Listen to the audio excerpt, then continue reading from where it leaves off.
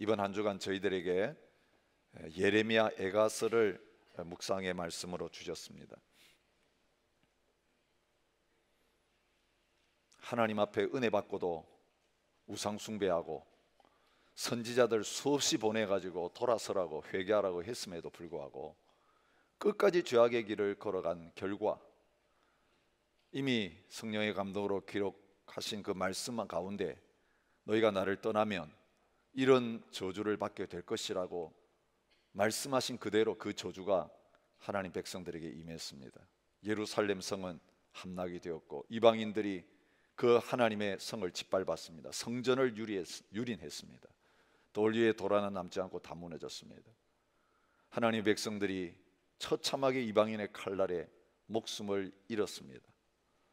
성이 포위되어 있는 가운데 먹을 것이 떨어지니까 부모가 자식을 잡아먹는 그 비참한 일이 일어났습니다. 남은 백성들은 포로로 끌려가고 하나님의 성, 그 하나님의 영광이 가득 찼던 그곳은 황무지가 되고 마는 이 비극적인 역사가 일어났습니다.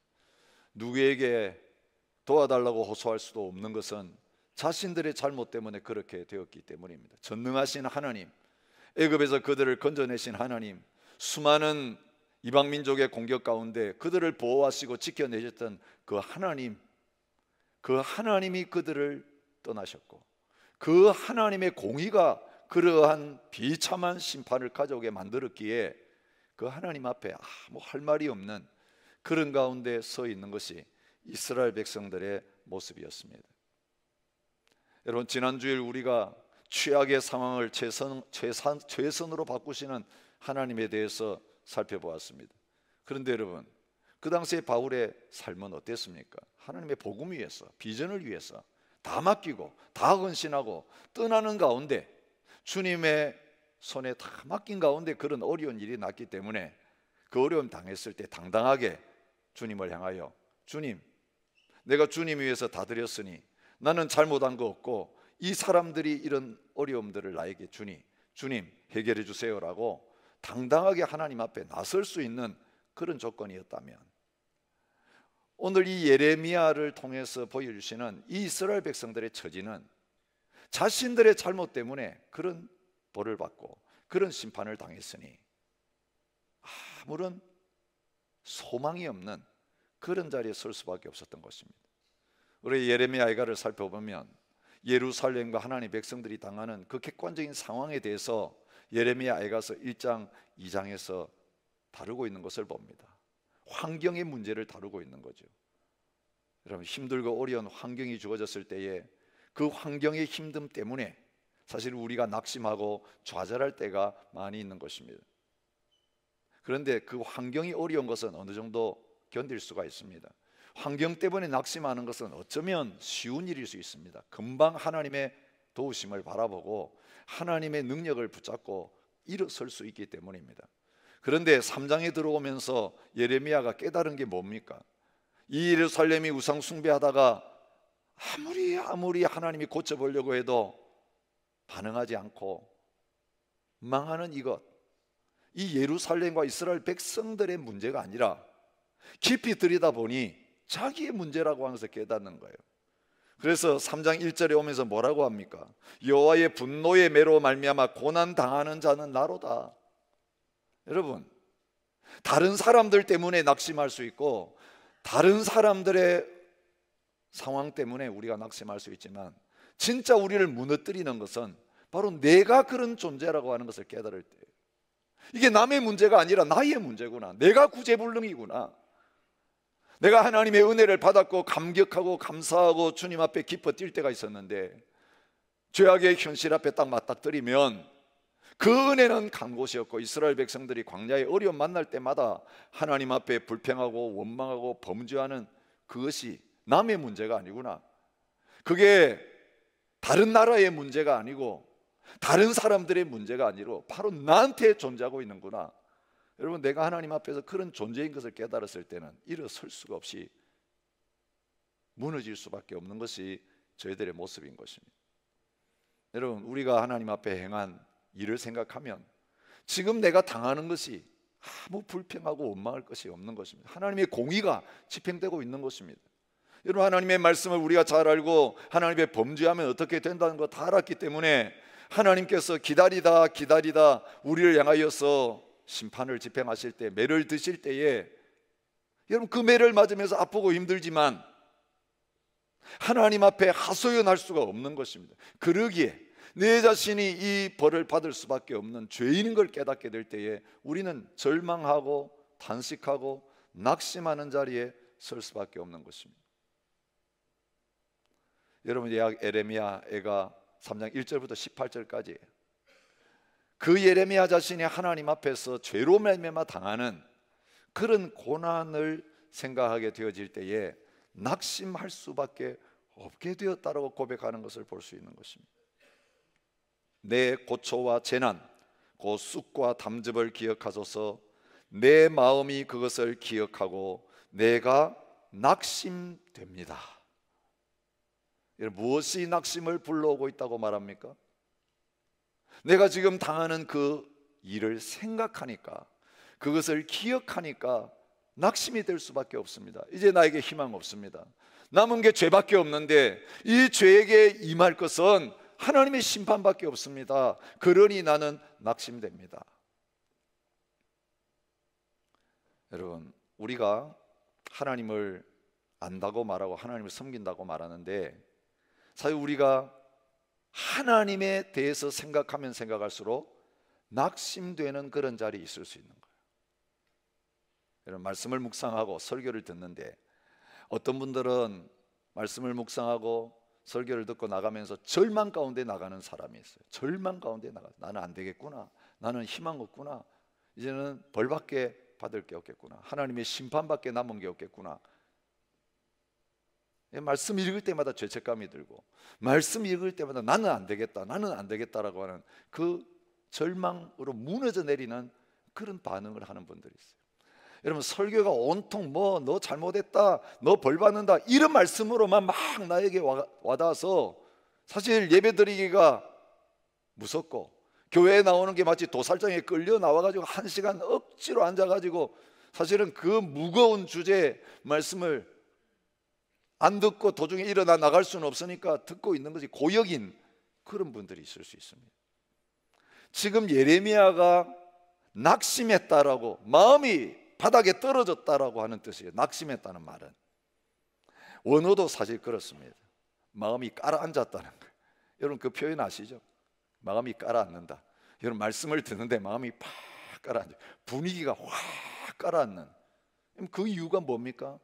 하나님에 대한 잘못된 생각 때문에 그렇습니다. 여러분, 오늘 이 말씀 바로 앞에 예레미야가 이렇게 고백하고 있는 것을 봅니다. 스스로 이르기를 나의 힘과 여호와께 대한 내 소망이 끊어졌다 하였도다. 여러분, 나 자신 때문에 실망했다고 말하는 게 아니고, 내 자신 때문에 소망 없다고 말하는 게 아니라, 무슨 소망이 끊어졌다고 말합니까?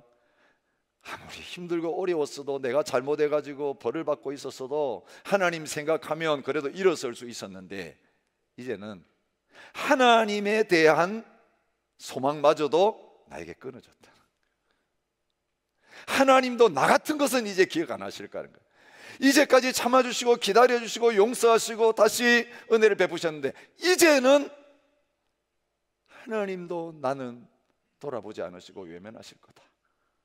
그런 자리까지 낙심. 그러니까 하나님에 대해서 실족했어요. 하나님에 대해서 소망을 잃어버리는 그런 자리에 있게 되었어요. 여러분, 하나님에 대해서 소망을 잃어버린 자의 심령이 하나님 앞에 불평하고 있는 모습이 1절부터 17절까지 나오는 내용이에요. 하나님의 분노의 매 때문에 내가 고난을 당하고 있습니다. 하나님, 나한테 어떻게 하고 계십니까? 나를 이끌어서 빛 가운데 걸어가게 하시는 게 아니라 빛에는 못 걸어가게 하시고, 하나님이 나를 빛에서 뽑아내가지고 어둠 가운데 하나님이 나를 걸어가도록 이끌어내신 분 하나님이십니다. 하나님이 종일 손을 들어서 자주자주 나를 때리고 계십니다. 그래서 하나님한테 맞아가지고 나의 살과 가죽이 완전히 약해졌고 뼈가 다 꺾였습니다. 나의 사방에 담을 쌓으셨는데 어떤 담을 쌓았냐면 고통과 수고의 담을 쌓으셨습니다. 어둠 속에 살게 하시기를 죽은 지 오랜 자같이 나는 다 하나님이 잊어버리신 것 같습니다. 한 발자국도 바깥으로 나갈 수 없게 만드시고 나의 몸은 사슬로 돌돌 말으셔서 꼼짝 못하게 하셨습니다. 그런데 그 어려울 때 하나님 생각하고 기도했는데 과거에는 그 기도 잘 들어주시던 하나님이 가장 절망적인 상황에서 하나님께 마지막 도움을 구했는데도 내 기도를 물리치셨습니다. 나의 기도마저도 거절하셨으니 나는 누구한테 가서 하소연하고 기도하겠습니까? 이제는 기도할 힘도 없습니다. 다듬은 돌을 쌓아가지고 나를 보호할 집을 지으시는 게 아니라 내 앞에 담을 만드셔가지고 한 발자국도 이제는 걸어갈 수 없게 만드셨습니다. 하나님, 내한테 하나님 모습 그리라고 하면 길에 엎드려서 사람이나 동물이 지나가면 덤비려고 기다리고 있는 곰과 같고 사자와 같은 분이 하나님이시네요. 나의 몸을 살기갈기 찢으시고 나를 외롭게 만드셨습니다. 하나님이 화살을 당겨서 나의 원수를 쏘시는 게 아니라 하나님이 화살을 드셔서 내가 이제는 나는 살겠구나 했더니 그 하나님의 화살이 나를 겨누시면서 내 허리를 맞추셨습니다. 과거에 하나님 영광이 임했을 때 사람들이 나를 부러워하고 모든 백성들이 하나님이 저 사람과 함께 하는구나 칭찬했는데 이제는 모든 백성들에게 조롱거리가 되었고 놀이개거리가 되고 말았습니다. 내가 하나님의 영광을 들었는데 이제는 나 한 일 때문에, 내가 겪고 있는 일 때문에 사람들이 하나님 어디 있느냐, 나 때문에 하나님 못 믿겠다고 하나님 조롱하는 자리에 이르렀습니다. 이게 이 예레미야가 하나님 앞에 처해 있는 영적인 상황입니다.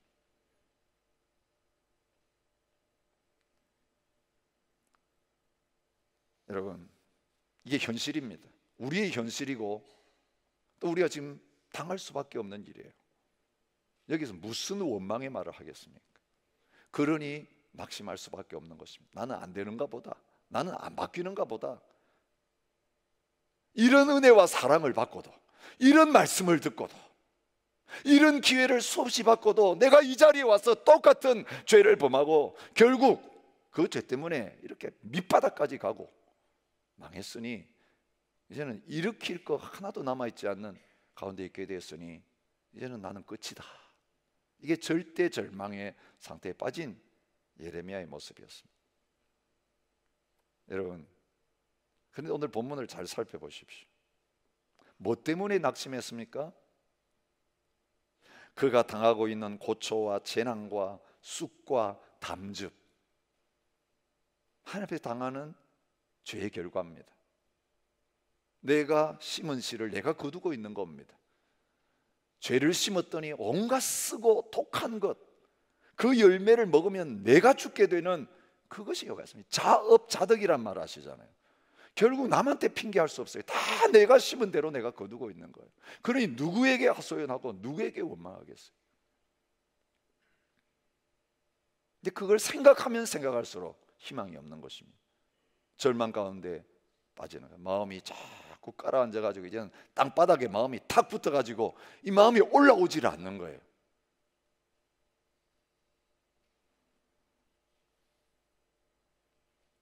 근데 여러분, 오늘 본문을 묵상하면서 하나님의 위로는 뭐냐면 기억하고 묵상하고 생각하는 그 생각 때문에 낙심이 되었다면 키는 어디에 있느냐 하면 그 생각을 바꾸는 데 있다는 거죠. 이런 생각의 영향력이 얼마나 큰지 몰라요. 최근에 미국에 있는 노스캐롤라이나의 주립대학교 심리학과 연구팀이 60세에서 82세에 해당하는 어르신들을 대상으로 해서 기억력 시험을 보는 일이 있었습니다. 똑같은 연령대입니다. 일반적으로 이 연령이 되면 기억력이 많이 떨어져서 건망증이 심해지는 자연적으로 그렇게 될 수밖에 없는 나이입니다. 그런데 이 어르신들을 두 그룹으로 딱 나누는데요, 똑같은 시험 문제를 똑같은 상황에서 이렇게 주고 시험을 치르게 했는데 기억력이 얼마 정도가 되는가, 기억력 테스트하는 시험이었어요. 실험하는 한 그룹의 사람들은 모아놓고 시험 보기 전에 이런 말을 했습니다. 그동안 이런 시험 많이 쳐봤는데 젊은 사람들하고 나이 든 사람 시험 쳐보니까 나이 든 사람 기억력이 떨어지더라, 점수가 낮을 수밖에 없더라, 뭐 이런 이야기를 하는 거죠. 그 이야기를 들으면 어르신들이 어떤 생각합니까? 기억력 떨어지는 거 당연하구나, 나이 들면 좋은 점수밖에는 걸렀구나, 그런 생각이 들 수밖에 없었죠. 그리고 시험을 쳤는데 똑같은 나이인데 이 말을 들은 사람과 안 들은 사람의 점수가 현저하게 차이가 나더라는 것이죠. 나는 나이가 들어서 기억력이 나쁘다, 나는 노인이기 때문에 기억력이 나쁠 것이라고, 그래서 다른 사람들이 노인이라고 자꾸 잊어버린다고 무시당하는 거 내가 당연하지, 그런 사람들에게 점수가 낮게 나왔다는 거예요. 똑같은 나이인데도 그런 생각 없이 시험을 친 사람은 훨씬 좋은 점수를 받았다는 것이. 여러분, 이 생각이 운전대와 같아요. 우리 마음의 인생의 운전대와 같아요. 어떤 운전사가 앉아가지고 이 생각을 움직여 가는가에 따라서 절망으로 몰고 갈 수도 있고 소망을 향해서 몰고 갈 수도 있다는 것입니다. 여러분, 하나님의 공의를 지나치게 묵상하시는 분들이 있습니다. 여러분, 하나님은 공의의 하나님이시긴 합니다. 근데 하나님의 공의가 왜 그렇게 강조됩니까? 왜 하나님께서 심판에 대해서 이야기하십니까? 벌에 대해서 이야기하십니까? 여러분, 그 하나님의 공의가 묵상하고 그 공의 하나님을 끝나는 사람은 무슬림들과 다를 바가 없어요. 불교 신자하고 다를 바 없어요. 유교 신자하고도 다를 바 없어요. 유대교 신자들하고 다를 바 없어요.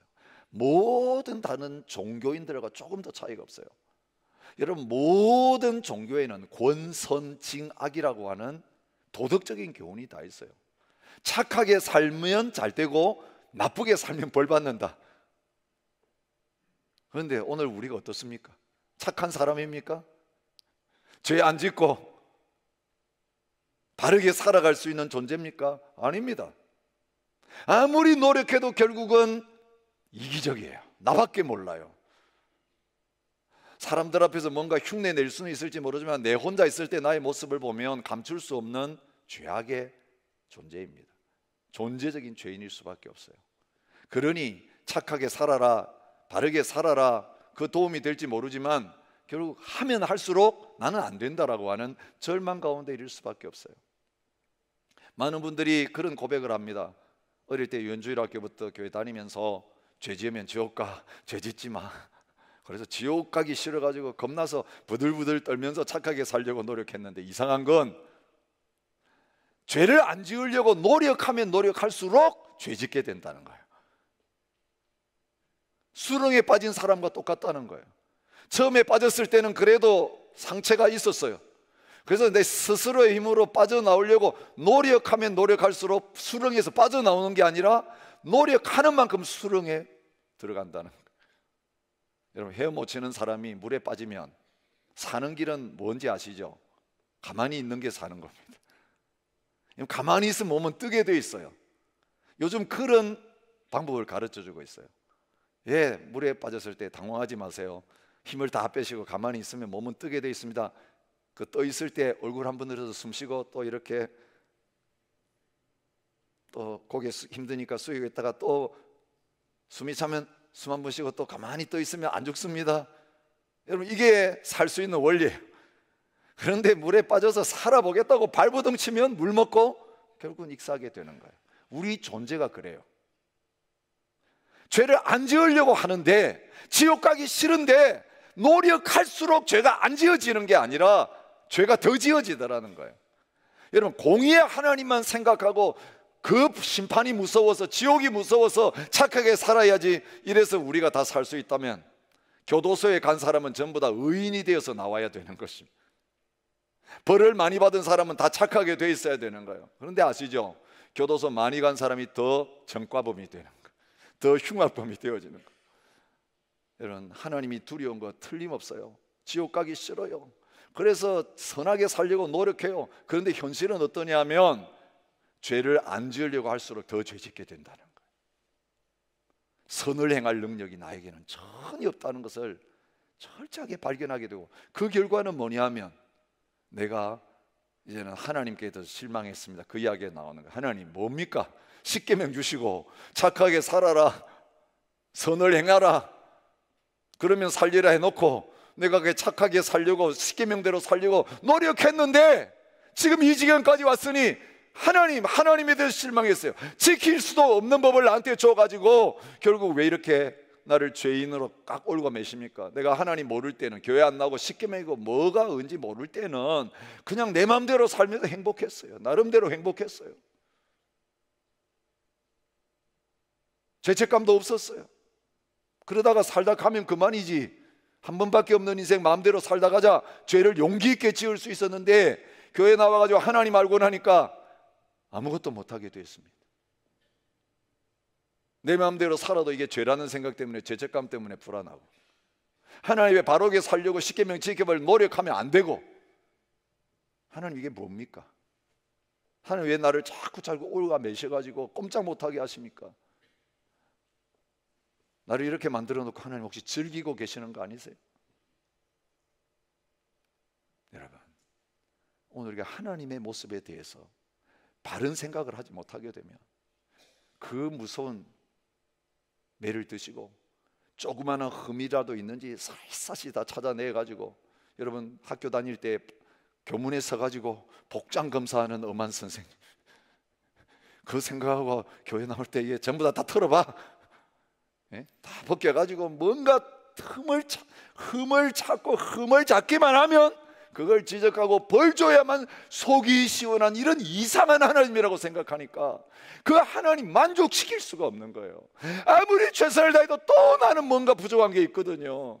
내가 완벽할 수 없거든요. 그러니 하나님은 내가 99가지 잘한 건 그냥 다 말씀 안 하시고 한 가지 그 잘못한 거 딱 집어내셔가지고 너 죽어야 된다, 또 때리시고, 때리실 기회만 찾고 있는 하나님처럼 보이는 이 현실, 여러분 그 하나님 앞에서 어떻게 낙심만 할 수가 있고 절망하지 않을 수 있겠습니까? 근데 그것을 기억하고 낙심이 되었는데, 이 예레미야가 우리와 똑같은 처지에 있어요. 죄인이에요. 죄짓다가 결국은 하나님의 음성을 듣지 않고 폭삭 다 망하고 모든 것 다 잃어버리는 밑바닥까지 가게 됐는데, 그 자리에 있는 것이 자기고 이스라엘 백성인데, 내가 소망이 있다, 소망이 있다, 벌떡 일어서는, 밑바닥을 털고 일어서는 그 자리에 나올 수 있었습니까? 이것을 내가 내 마음에 담아두었더니 그것이 오히려 나의 소망이 되었다, 그렇게 말하고 있는 거예요. 무엇을 마음에 담는가가 전혀 다른 반응을 가져오는 거예요.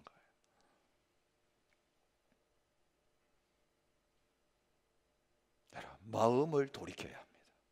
마음이 바뀌어지면 감정이 바뀌어집니다. 절망이 소망으로 바뀌는 그런 놀라운 역사가 일어납니다. 근데 그가 마음에 담아두었던 생각이 무슨 생각입니까? 기억하고 다시 회상했던, 다시 한번 기억하고 다시 한번 기억했던 하나님에 대한 생각이 무엇이냐는 거예요.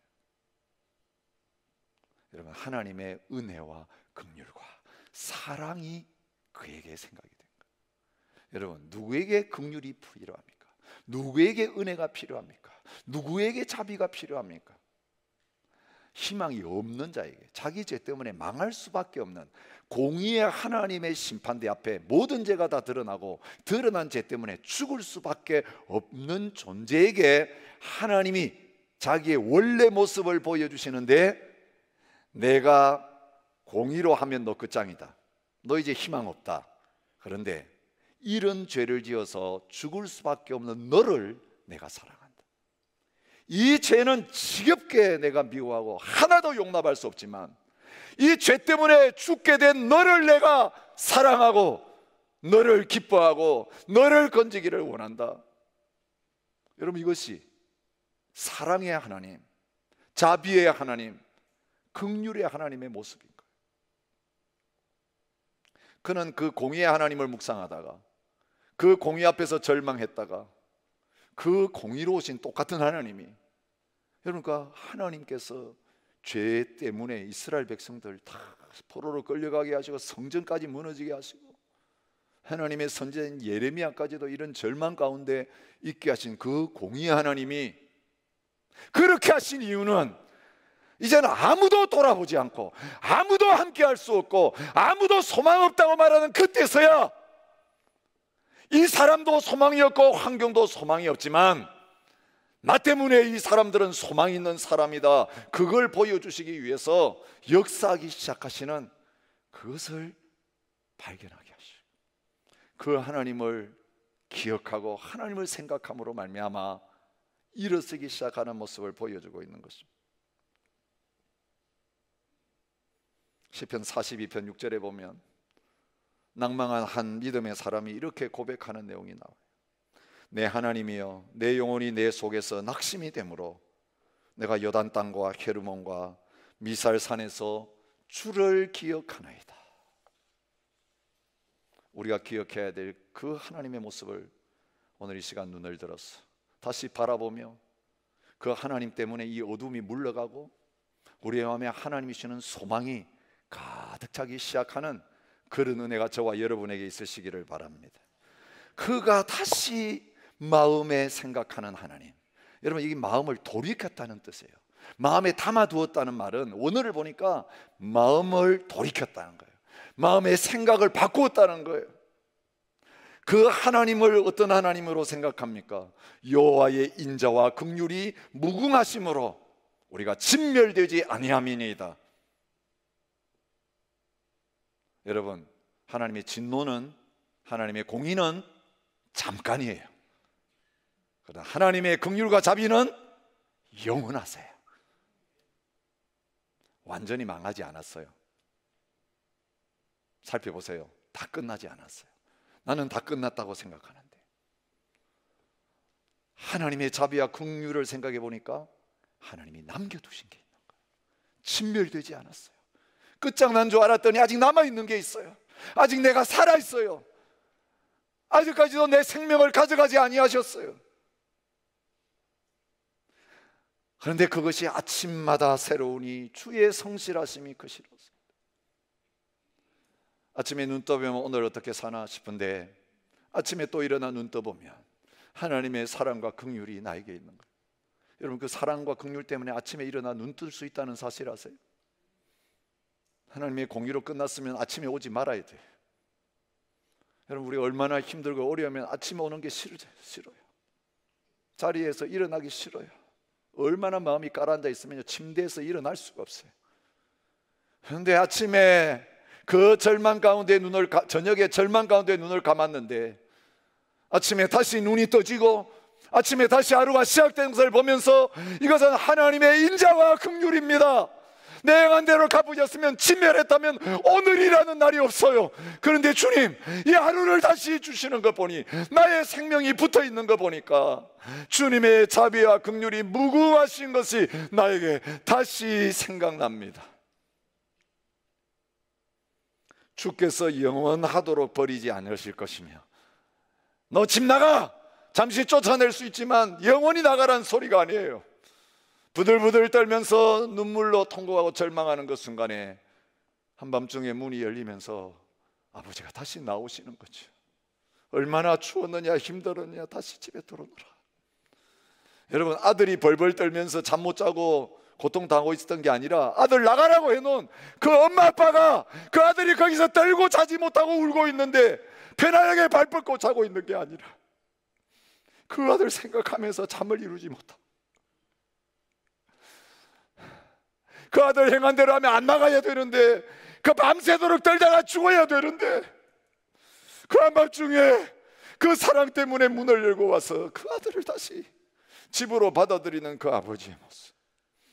주께서 영원하도록 우리를 버리지 아니하실 것임이며 우리를 근심하게 하시지만 그의 풍부한 인자하심에 따라 긍휼히 여기실 것입니다. 주께서 인생으로 고생하게 하시며 근심하게 하시면 본심이 아니시로다. 여러분, 겉으로 험한 것처럼 말씀하시고 죽으라고, 죽인다고, 끝장났다고 말씀하시는데 그 속에는 울고 계시는 아버지 하나님, 그것이 나의 본심이 아니다. 너 어떻게 그 말 듣고 나가서 죽으려고 그러니? 그 내 표정 그거 보고 이제 낙심하고 있느냐? 내가 그렇게 너를 절망 가운데 몰아놓고 심판 가운데 몰아넣은 것은 너를 다시 되찾기 위해, 진정한 나의 마음이 뭔지, 내가 얼마나 너를 사랑하는지, 잘해주고 잘해줄 때는 은혜 받으면서도 그게 은혜인 줄 모르고 깨닫지 못하는 너였기에 너 행한 대로 내가 갚아주면 어떻게 되는지 아니? 여러분, 그래서 우리가 그 죄 때문에 이제는 하나님의 심판을 받을 수밖에 없는 밑바닥까지 내려가게 하신 다음에야 그동안 나에게 베풀어줬던 이게 당연한 게 아니었고 그게 하나님의 사랑이었구나, 그게 하나님의 은혜였구나. 그러니 그 하나님의 은혜를 내가 다시 바라볼 수밖에 없고 그 하나님의 은혜를 다시 붙들 수밖에 없다. 그래서 그 절망 가운데 그 아버지의 원래 마음, 하나님의 그 본심을 다시 붙들고 소망 가운데 나오도록 하기 위해서 그렇게 하셨다는 것을 말해주고 있습니다.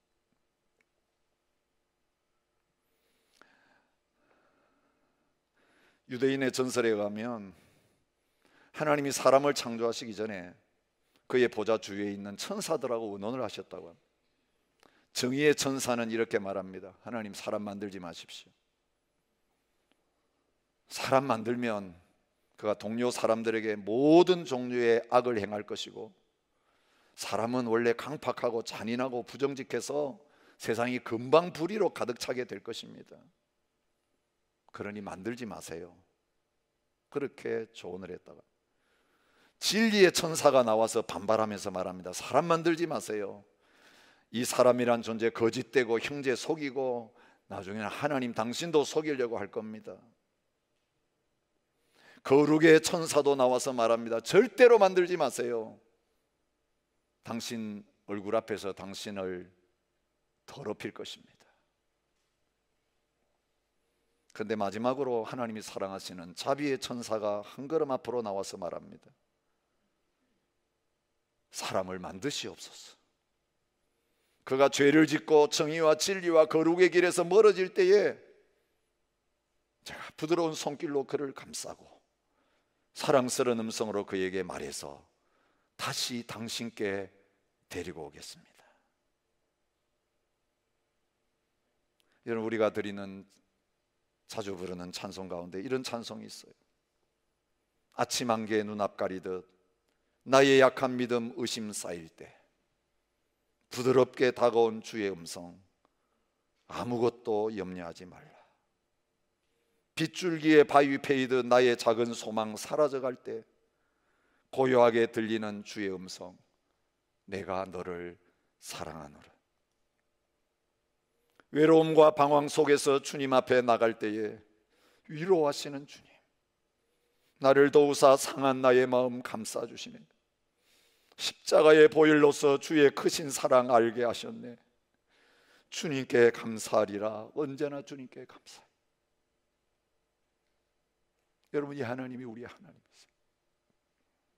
그렇게 진노하시며 나를 땅바닥에 엎으시고 화살로 나의 심장을 겨누시며 쏘시는 그 하나님,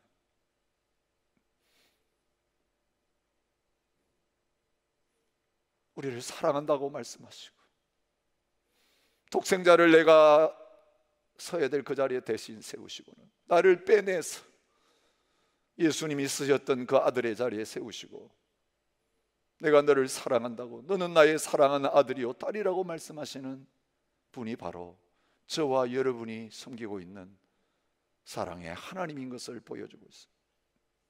기다리는 자들에게나 구하는 영혼들에게 여호와는 선하시도다. 여러분, 하나님이 선하시다는 말이 어떻게 들립니까? 여러분, 이 하나님이 선하시다는 말을 공의라고 하는 말로 듣는 사람은 지금 신앙생활 잘못해온 사람. 여러분, 하나님이 선이라는 말 나오면 하게 대비가 돼가지고, 하나님은 선하시도다 하면 아이고 벌벌 떠는 사람이 있다면 선하신 하나님이라는 그 선을 잘못 이해한 거예요.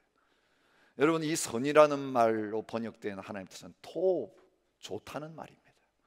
God is so good 이라고 할 때에 좋으신 하나님, 우리가 부르는 그런 뜻입니다. 여러분, 시편 25편 7편 다윗이 하나님 앞에 이 선하신 하나님을 어떻게 노래하는지를 보세요. 여호와여, 내 젊은 시절의 죄와 허물을 기억하지 마시고 주의 인자하심을 따라 주께서 나를 기억하시되 주의 선하심으로 하옵소서. 공의로 하옵소서가 아니고, 주님, 내 젊은 시절 얼마나 죄악이 많은지 모릅니다. 저를 기억해 주시되 주의 선하심으로 나를 기억해 주십시오. 여러분, 이 말은 검사의 마음으로 나를 바라보지 마시고 변호사의 마음으로 나를 바라봐 주십시오, 그런 뜻이에요. 검사에게는 모든 것이 감옥 가야 될 이유가 되지만 변호사에게는 모든 것이 용서받아야 될 이유가 되는 것이에요. 우리 아버지 하나님 우리를 바라보실 때에 다른 사람은 우리를 악하다고 말하는데 사탄은 희망 없다고 말하고 죽여야 된다고 지옥 보내야 된다고 고소하고 있는데, 우리 하나님 우리를 바라보시면서 선한 마음으로 우리를 바라보시기에 저 사람은 그럴 죄가 없습니다. 어쩌다 저런 자리에 빠지게 되었지만 원래는 착한 존재입니다. 원래는 선한 존재입니다. 여러분, 그렇게 볼 수 있는 사람이 선한 사람이에요. 악한 사람을 선한 눈으로 볼 수 있는 게 우리가 하나님 앞에서 선한 마음을 가질 때 나오는 거예요. 우리 죄를 하나님 모르시겠어요? 공의의 하나님 예루살렘과 성전까지 다 허물어뜨리시고 그 사람들 처참하게 죽게 하시는 그런 자리에 만들게 하시는 하나님인데 악을 몰라서 우리를 선하다고 하시겠냐고요. 하나님 우리의 드러난 모습이 아니라 하나님의 형상으로 지음받은 사랑받을 가치가 있는 존재이기 때문에 다른 짐승들에게 은혜를 베푸시는 게 아니라 하나님의 형상대로 지음받은 소중한 저희들에게 너는 선한 존재다. 여러분, 선하신 하나님이기 때문에 우리를 바라보실 때 그 시선으로 바라보시는 것을 말합니다. 다윗은 시편 86편 5절에도 고백합니다. 주는 선하사 사죄하기를 즐거워하시며 주께 부르짖는 자에게 인자하심이 후하심이니. 여러분, 우리 한평생 이 좋으신 하나님과 우리 살고 있어요. 이 좋으신 하나님과 함께 사는 것이 행복해야 돼요. 우리 약한 거 틀림없어요. 하나님의 은혜가 덮여지지 않으면요 금방 옛날로 돌아가요. 그런데 하나님은 우리를 떠나지 않으세요. 이혼하자고 하지 않으세요. 파양시켜서 쫓아내지 않으세요. 한번 입양한 하나님의 자녀들 끝까지 포기하지 않으시고 내가 너와 함께한다고 말씀하시면서 동행하시는 분이 좋으신 하나님 아버지세요. 설교자 스펄전은 부인과 함께 여러 가지 질병으로 고생했어요. 아내도 아프고 자신도 아픈 고통의 삶을 산 분입니다. 늘 병석에 누워있는 아내를 돌보면서 살아가는 스펄전을 두고 사람들은 모두 부인을 먼저 천국에 보내게 될 거라고 생각했어요. 부인이 너무 아팠기 때문에. 그러나 50대 초반에 스펄전이 먼저 세상을 떠나게 됐습니다. 병약한 아내의 손을 잡고 이 세상을 하직하면서 위대한 설교자가 남긴 마지막 말은 우리의 심금을 울립니다. 여보, 나는 좋으신 하나님과 함께 그토록 행복한 세월을 보냈어. 여러분, 이 마지막 말은 하나님의 선하심을 자기의 삶의 목적으로 받아들인 사람의 최후가 어떠한지를 보여줍니다. 그렇습니다.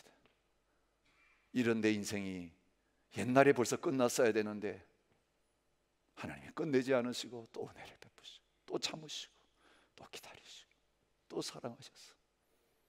그래도 50이 넘고 이 시간까지 내가 하나님 앞에 서서 말씀을 전하고 주님을 섬길 수 있게 하신 이것이야말로 하나님의 선하심의 결과다.